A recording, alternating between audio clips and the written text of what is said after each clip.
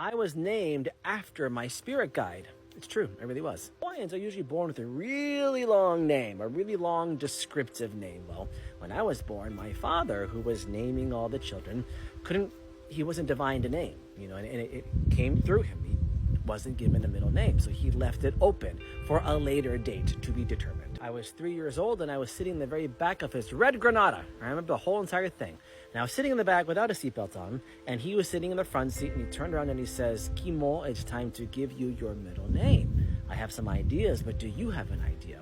And then I heard him say, "Your name is Kepano." So I said, "That's what my name is." And he goes, "What is your name?" And I said, "My middle name is Kepano." And he was like, "What? Really?" I was like, "Yes, Kepano is my name."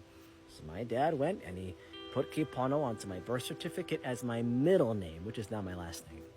And I just assumed that that's what it was. Well, as years went on, my dad is a genealogist, so he is always studying our lineage and lifelines, and he found that we have an ancestor named Kepano.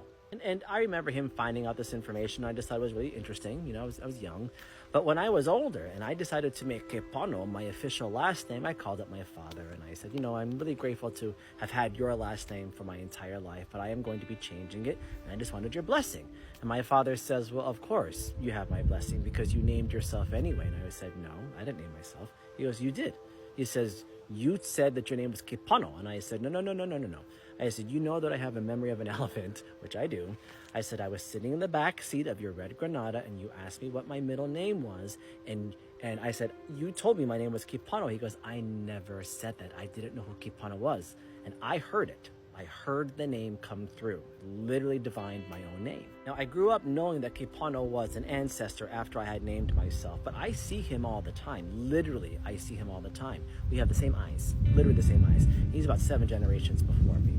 I see where he's located. I see what he looks like. I see the location of where he lives and everything. But he's not very talkative. So he comes in and he's very much a person who just kind of holds space for me, but he doesn't really say much. I love the story. I couldn't believe that I was an adult before I actually heard my father's perspective of, "I never said a word to you. I always assumed my dad had said it because I heard an older man's voice say, 'Your name is Kepano.'" So technically, I am my own spirit guide to name. It's probably a sign of what was about to happen inside of this brain.